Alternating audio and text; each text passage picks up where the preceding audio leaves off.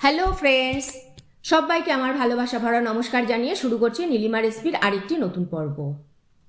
যখন হঠাৎ করে বিরিয়ানি বানানোর আবদার আসে, তাও আবার ছেলের কাছ থেকে, না বানিয়ে কি থাকা যায় বলুন তো? বিভিন্ন রকমের রান্না খুব সহজেই বাড়িতে বসে তৈরি করে নেওয়ার জন্য সাবস্ক্রাইব করে নিন নীলিমাস রেসিপিস চ্যানেলটিকে, আর আমার সমস্ত রকম রান্নার আপডেট সবার আগে পাওয়ার জন্য বেল আইকনটা প্রেস করতে ভুলবেন না। তাহলে চলুন বিরিয়ানির প্রস্তুতি শুরু করি। আর একটা কথা, ভিডিওটা স্কিপ না করে পুরো ভিডিওটা দেখার অনুরোধ রইল।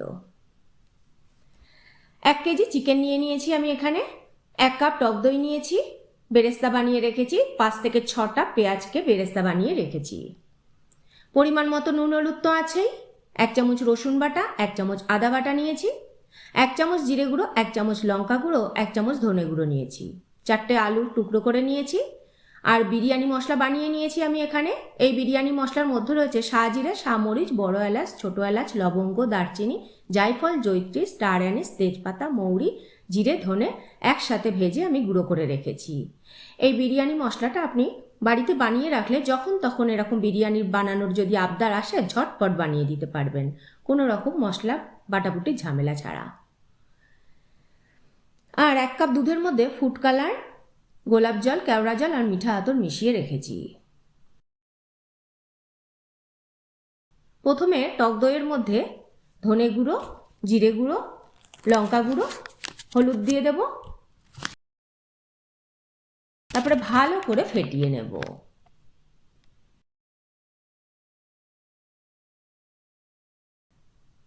এবার চিকেনের মধ্যে দইয়ের মিশ্রণটা দিয়ে দেব, ভালো করে মাখিয়ে নেব।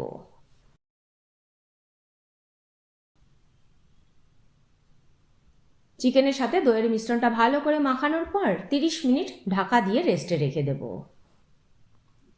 এদিকে কড়াইতে সর্ষের তেল দিয়ে দিয়েছি 1.5 কাপ, গরম হলে আলু দেব, নুন দেব, নেড়ে চেড়ে ঢাকা দিয়ে ধিমে আঁচে আলুটাকে ভেজে নেব, যাতে আলুটা 60% সেদ্ধ হয়ে যায়। এদিকে আলুটা ভাজা হতে হতে হাঁড়িতে জল বসিয়ে দিয়েছি, তাতে 1/2 চামচ সাজিরে, 2টো এলাচ, 4টে লবঙ্গ, 2টো দারচিনি, 3টে তেজপাতা আর 2টো চেরা কাঁচা লঙ্কা দিয়ে দেব। নুন দেব বেশ খানিকটা, ঢাকা দিয়ে ভালো করে ফুটিয়ে নেব।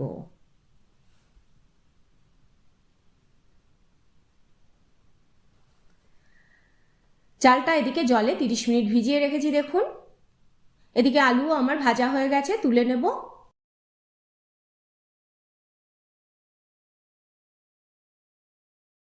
এবার ওই তেলের মধ্যেই তেজপাতা ফোড়ন দেব, তাতে রসুন বাটা দেব, একটু নেড়ে চেড়ে দেব, তারপরেই এর মধ্যে আদা বাটা দেব, ভালো করে কষিয়ে নেব।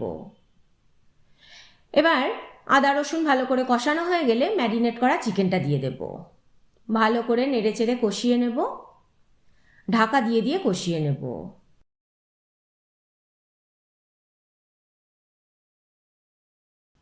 এদিকে ভাতের জলটা ফুটে গেছে, বাসমতি চাল দিয়ে দেব, 80% কুক করে নেব।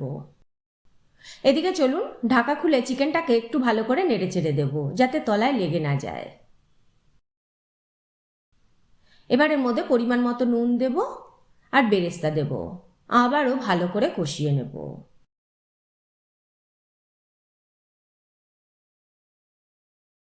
আবারও ঢাকা দিয়ে দেব।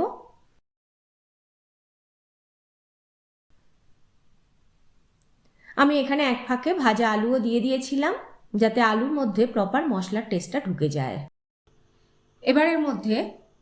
এবারের মধ্যে বিরিয়ানি মশলা দিয়ে দেব, আবারও নেড়ে চেড়ে ভালো করে কষিয়ে নেব। কিছুক্ষণ পর এবারের মধ্যে দুধের মিশ্রণটা দিয়ে দেব, আর এর মধ্যে সামান্য একটু জলও দিয়ে দেব, যাতে আলু আর মাংসটা সুসিদ্ধ হয়ে যায়। আবারও ঢাকা দেব। চলুন এবার দেখে নিই মাংস আর আলু আমাদের কতটা সেদ্ধ হয়েছে। এবারের মধ্যে 2 চামচ গুঁড়ো দুধ দেব, আবারও নেড়ে চেড়ে দেব।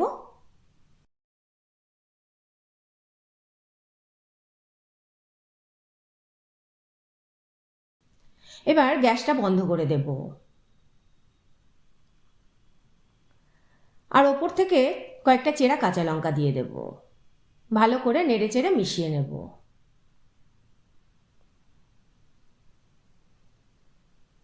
গ্যাসটা কিন্তু আমাদের বন্ধই রয়েছে। এবার বাসমতি চালের ভাত দিয়ে দেব ওপরে।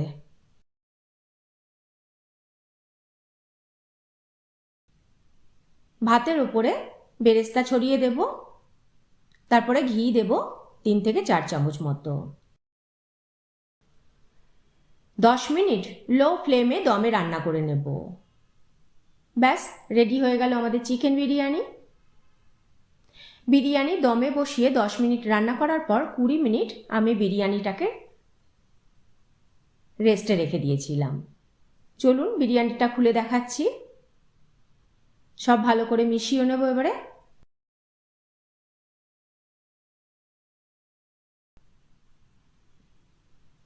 তারপরে চলুন সার্ভ করে নিই।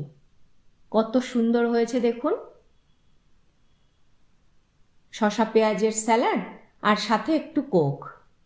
দুপুরটা জাস্ট ফাটাফাটি জমে গিয়েছি। কেমন লাগলো আমার আজকের রেসিপিটি কমেন্ট করে জানাবেন। ভালো লাগলে একটা লাইক করে দেবেন। আপনাদের একটা লাইক আর কমেন্টই আমাকে উৎসাহিত করবে পথ চলতে। আজ তাহলে এই পর্যন্তই থাক। আবার হাজির হয়ে যাব নতুন কোনো রেসিপি নিয়ে, নতুন কোনো পর্বে। ভালো থাকবেন, সুস্থ থাকবেন সবাই।